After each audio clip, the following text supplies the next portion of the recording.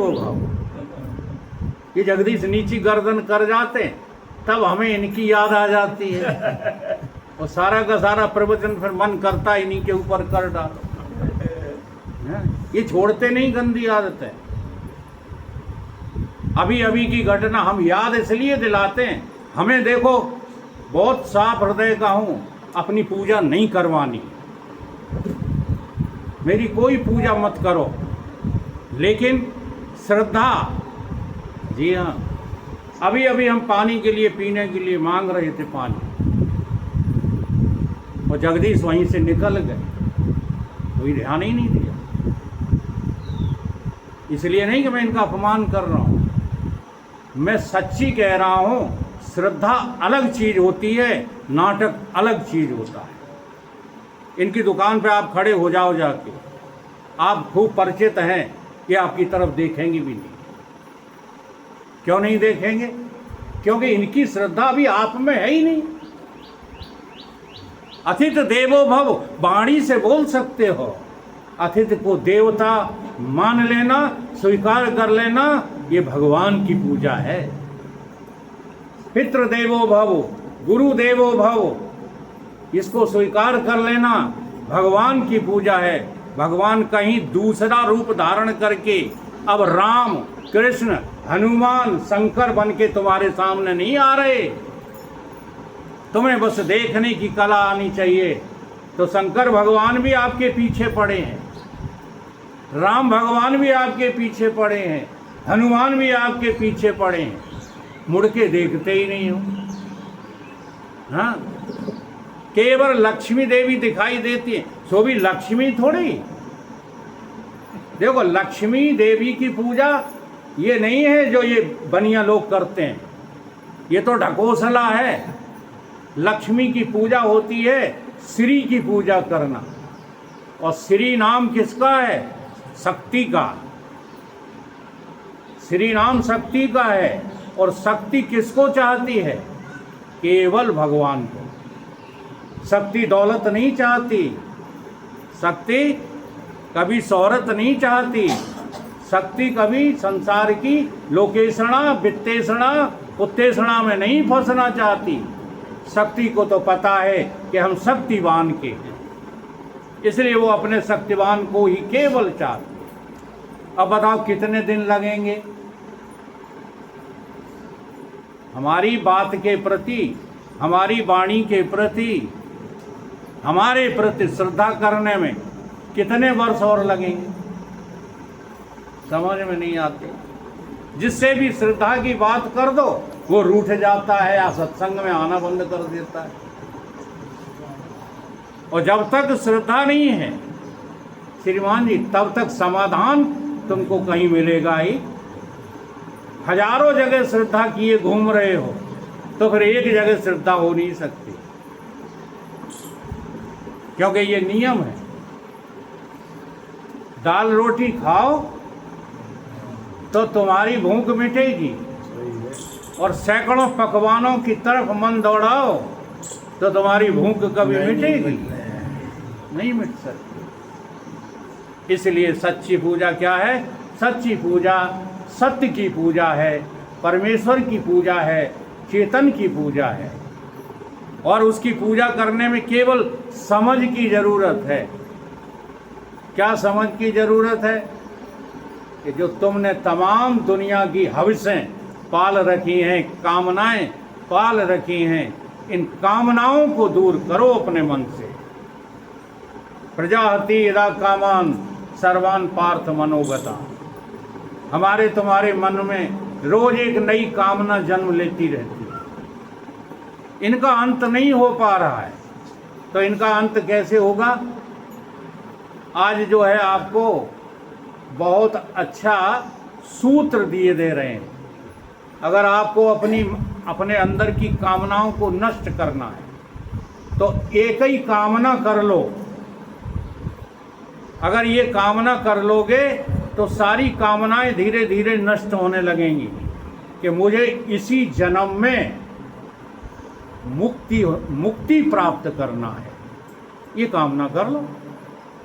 मोक्ष प्राप्त करना है भगवान से मिलना है। भगवान का मिलना और मोक्ष प्राप्त करना, ये दो बातें अलग अलग नहीं हैं। जिस दिन भगवान से मुलाकात हो जाएगी उसी दिन आप मुक्त हो जाएंगे। और बस यही सारी कथाओं का सार है। बाली को मार के किया मुक्त, दशरथ अपने पिता को उपदेश करके किया मुक्त, ठीक है।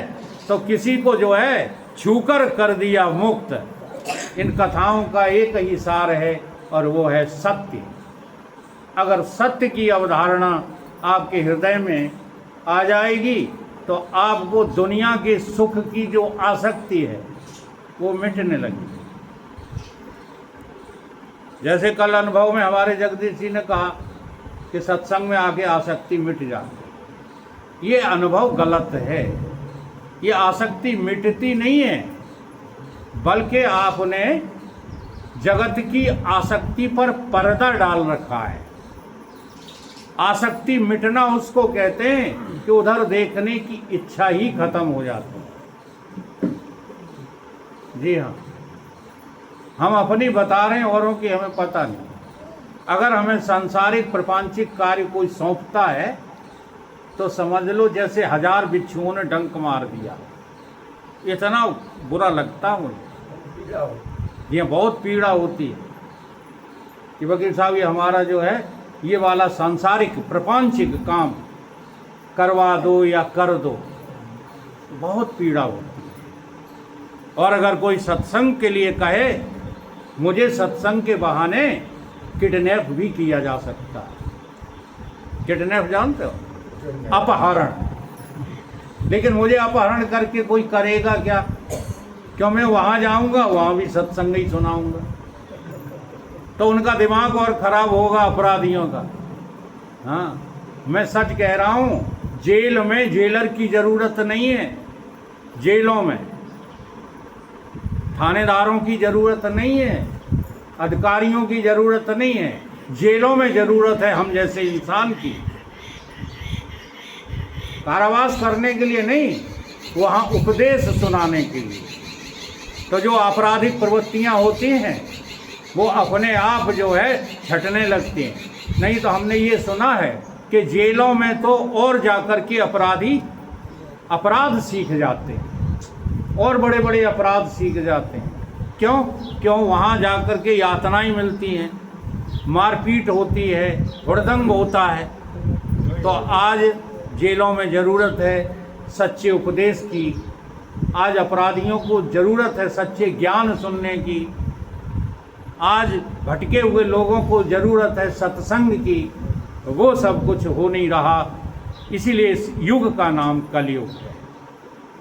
कलयुग में सच्चाई खो चुकी है। या भाई हमारे जो नरेश जी कह गए हैं बहुत सच्ची बात है। ये सत्य का प्रवचन तुम्हें कहीं सुनने को मिलेगा नहीं। अगर मिलेगा भी तो उसमें कुछ ना कुछ खिचड़ी मिला के तुम्हें सुनाई जाती हो।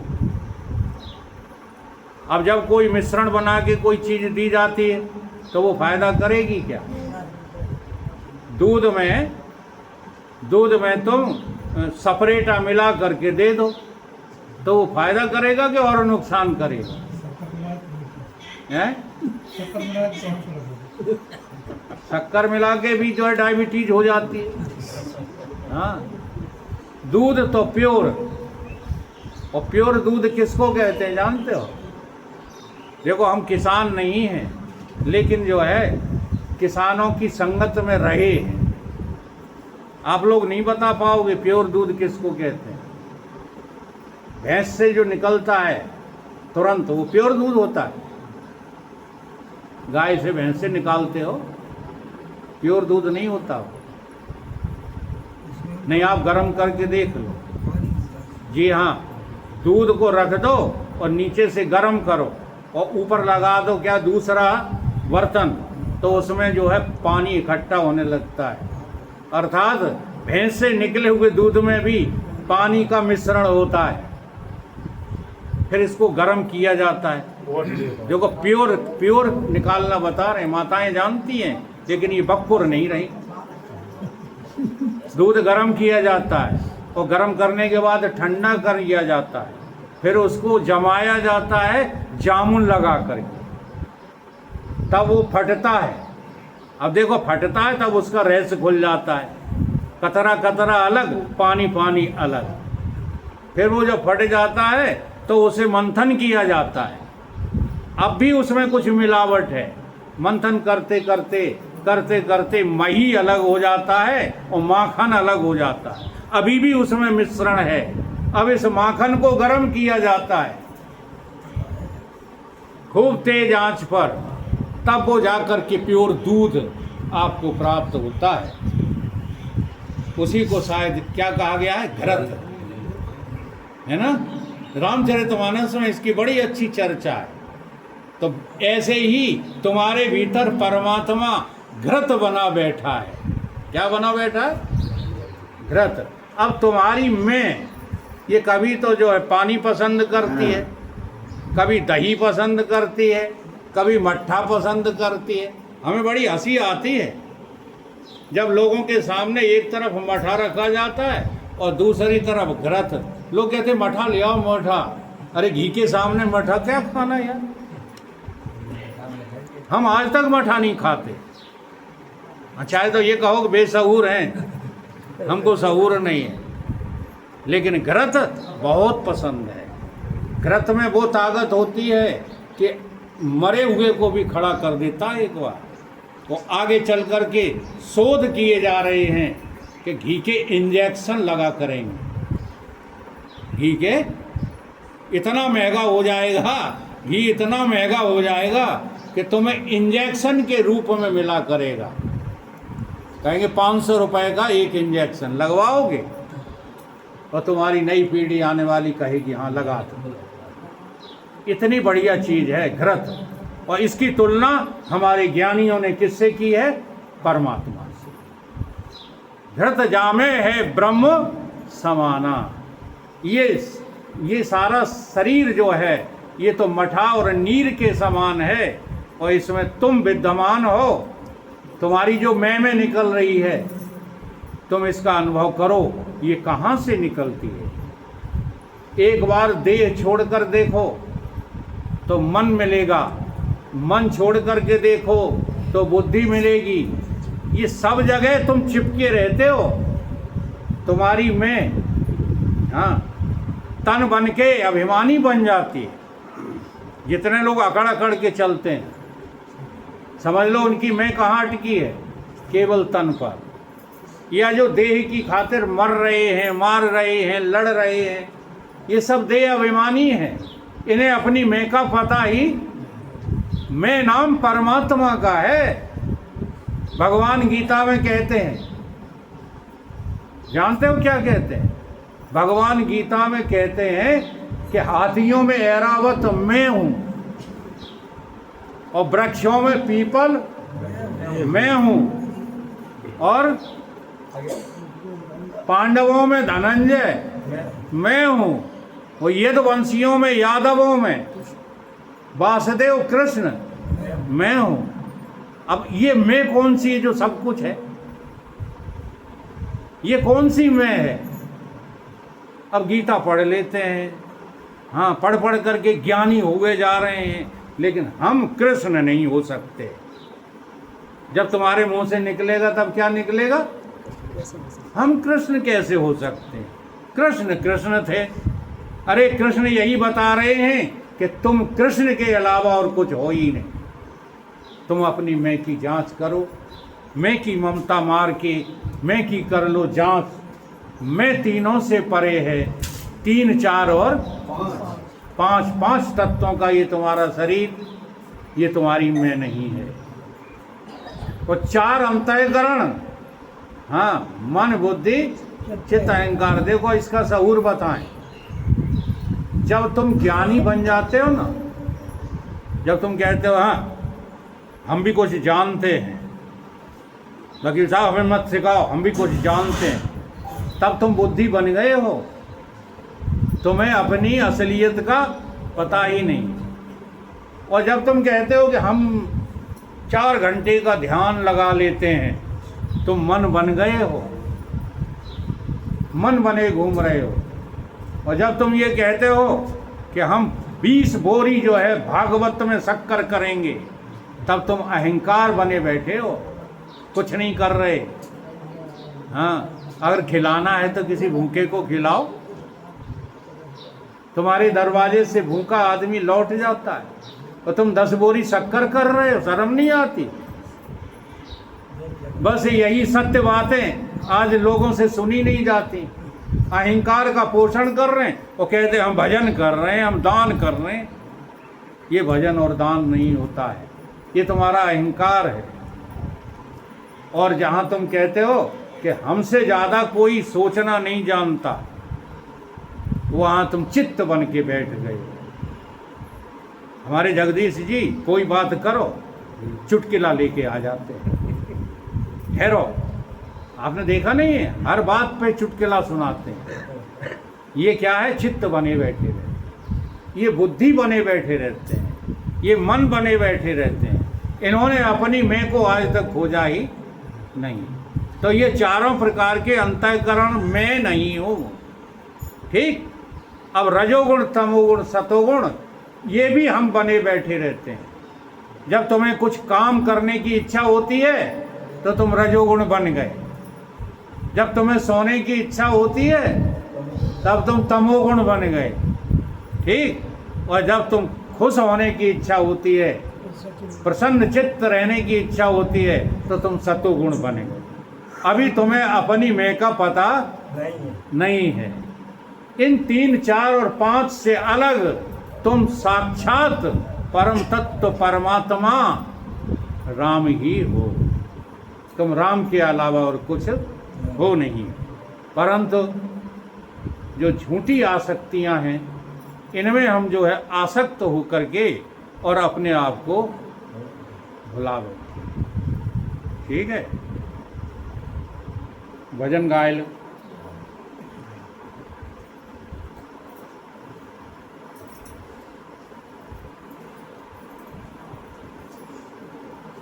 ओम ओम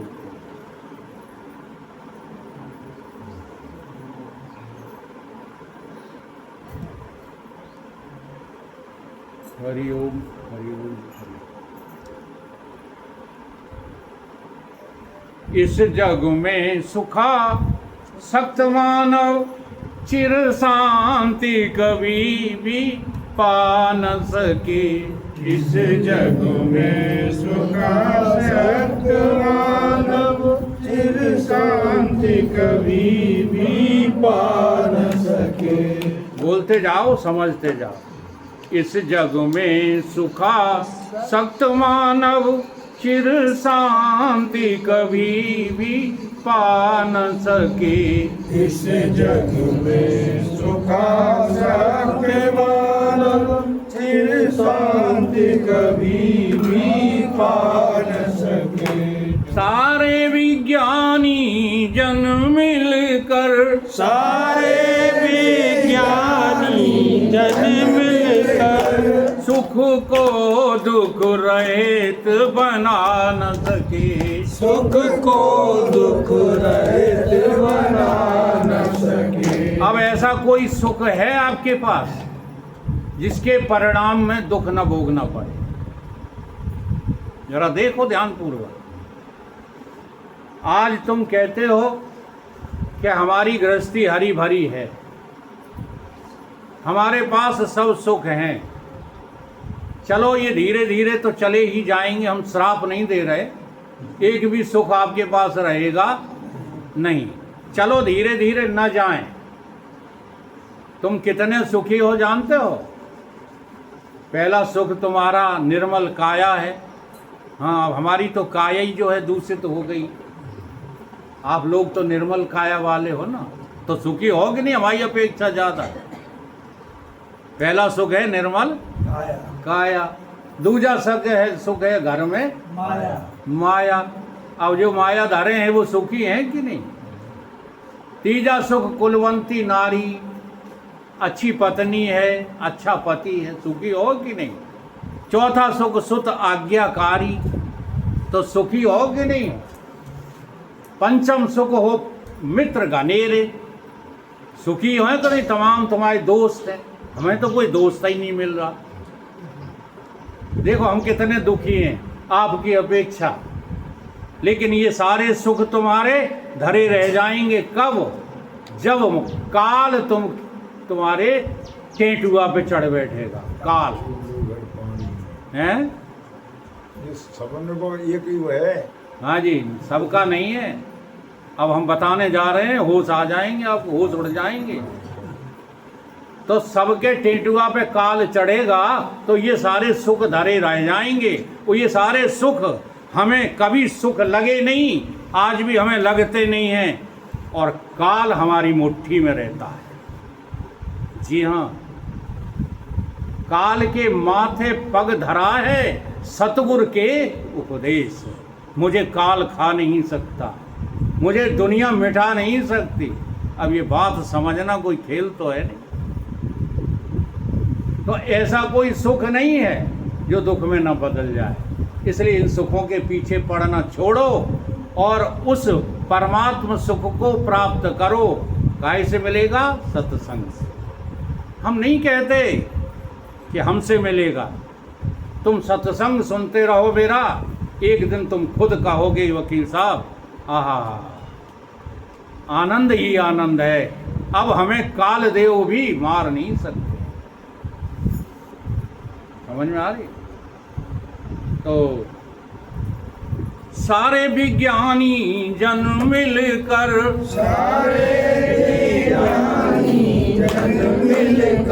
सुख को दुख रहित बना न सके, सुख को दुख रहित बना न सके। इस जग में सुखा सख्त मानव, इस जग में सुखा सत्य मानव। चिर शांति कभी भी पा न सके, चिर शांति कभी भी पा न सके। कुछ लोगों को तप संयम से, कुछ लोगों को तप संयम से अनुकूल शक्ति मिल जाती है, अनुकूल शक्ति मिल जाती है। वो भी तो व्यर्थ गई समझो, वो भी तो व्यर्थ गई समझो। यदि मन को बस में ला न सके, यदि मन को बस में ला न सके। इस जग में सुखा सख्त मानव, इस जग में सुखा सत्य मानव। चिर शांति कभी भी पा न सके, चिर शांति कभी भी पा न सके। जो तंत्र मंत्र औषधियों से, जो तंत्र मंत्र औषधियों से सबको निरोग कर सकते हैं, सबको निरोग कर सकते हैं। जो तंत्र मंत्र औषधियों से, जो तंत्र मंत्र औषधियों से सबको निरोग कर सकते हैं, सबको निरोग कर सकते हैं। पर इसका भी क्या प्रभाव होगा, पर इसका भी क्या प्रभाव होगा। जो कामादिक रोग मिटा न सके, जो कामादिक रोग मिटा न सके। जो लोभादिक रोग मिटा न सके, जो लोभादिक रोग मिटा न सके। इस जग में सुखा सख्त मानव, इस जग में सुखा सत्य मानव। चिर शांति कभी भी पा न सके, चिर शांति कभी भी पा न सके। हमने तुमने इस आकृति का, हमने तुमने इस आकृति का सुंदर श्रृंगार किया, लेकिन सुंदर श्रृंगार किया लेकिन। कभी कभी माताएं हों या पुरुष हों, अपनी सफेदी बाल की छिपाने के लिए क्या करते हैं? डाई लगा लेते हैं, है ना।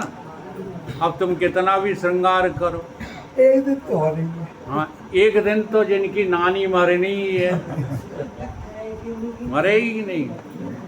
तो इसमें जो तुम लगे रहते हो, हाँ, तेल साबुन से धोया है मलमल के तन, प्रयाग काशी अयोध्या गए वृंदावन, और फिर भी अगर तेरा छूटा निर्मल हुआ ना तेरा मन, तो तेरी गंगा नहाने से क्या फायदा। इसे खूब तुम धो नहवाओ साफ करो। हम ये नहीं कह रहे हैं कि नहाना छोड़ दो। जैसे बच्चे होते हैं ना, नहाने से डरते हैं, वो बात नहीं कह रहा हूँ मैं। लेकिन तुम्हारा देह अच्छा दिखे, ये वासना बहुत गंदी है। ये 5 तत्वों की जो है गठरी है, पहले भी थी, अब भी है, और आगे भी ये रहेगी। अब कोई 5 तत्व की गठरी में थोड़े सिकुड़ा आ जाए, थोड़ी चिकनी अच्छा, मट्टी चिकनी अच्छी है कि सिकुड़ी हुई? ईमानदारी से बताओ, सिकुड़ी हुई मिट्टी अच्छी है कि चिकनी? सिकुड़ी है चिकनी पर रपटता है। हाँ, जब वो कुमार चिकनी कर देता है ना, तो ऐसा लगता है कि ये मिट्टी तो खाने योग्य है, लेकिन खा के देखो मिट्टी है कुछ और है। हैं? रपट सो जाते हैं। रपट जाते हो, अच्छी दिखती है, अच्छी होती नहीं है। ऐसे ही चाहे बालक हो, युवा हो, युवा और बालक होगा तो चिकने जो है गलहुआ का होगा, और बूढ़े हो, बाड़े होंगे, वृद्ध होंगे तो नेक सिकुड़े होंगे, है तो मिट्टी। तो इस देह को कब मिट्टी जानोगे? माटी में मिल जाए है सुगरतन, इसको मिट्टी के अलावा कुछ न देखो।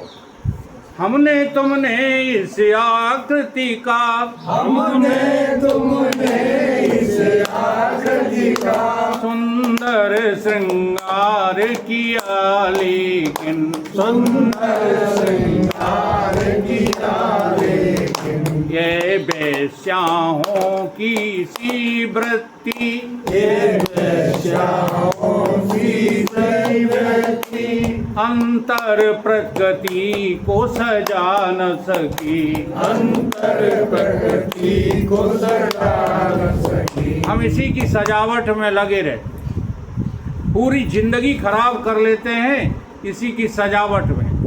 पहले तन का विमान बना रहा, फिर मन का विमान बुद्धि का हो गया। अब कहते हैं हमारे 4 नाती 6 नातने, अब जरा उनका भी ब्याह देख लें तब जाएं।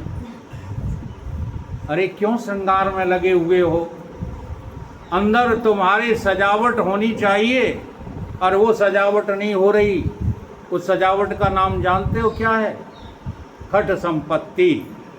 अब वो खट संपत्तियां हम बढ़ा नहीं रहे। बताओ, है किसी के पास? सम दम श्रद्धा समाधान। श्रद्धा की अभी हम बात कर गए हैं। श्रद्धा, हमें एक वीरेंद्र सिंह जरूर यहाँ दिखते हैं।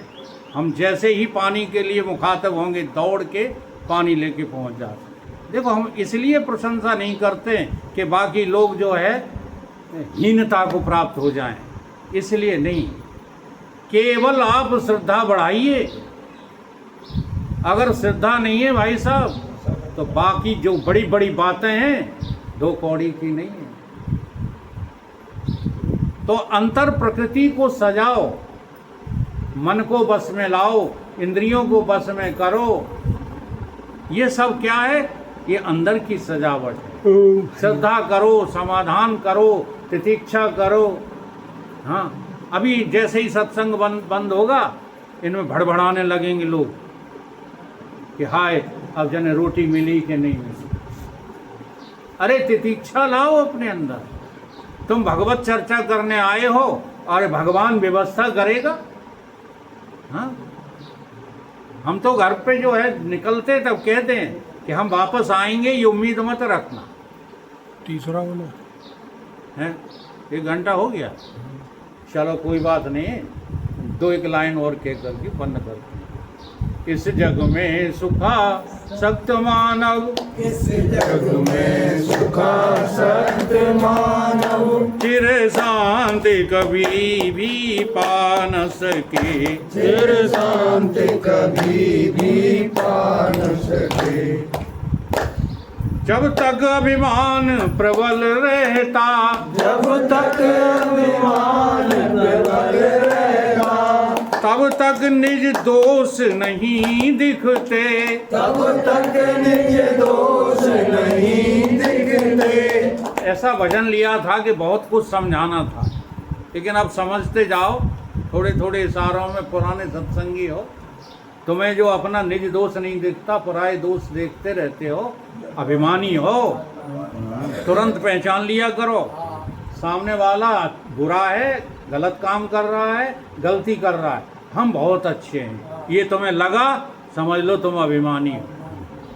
जब तक अभिमान प्रबल रहता, जब तक अभिमान प्रबल रहता, तब तक निज दोष नहीं दिखते, तब तक निज दोष नहीं दिखते। आसुरी वृत्तियों के कारण, आसुरी वृत्तियों के कारण, दैवी संपत्ति जुटा न सके, दैवी संपत्ति जुटा न सके। जो ज्ञान उपदेश की धारा में, जो ज्ञान उपदेश की धारा में, औरों का मल धोने निकले, औरों का मन धोने निकले, उनकी भी क्या हालत होगी, उनकी भी क्या हालत होगी। जो अपना मैल छुटा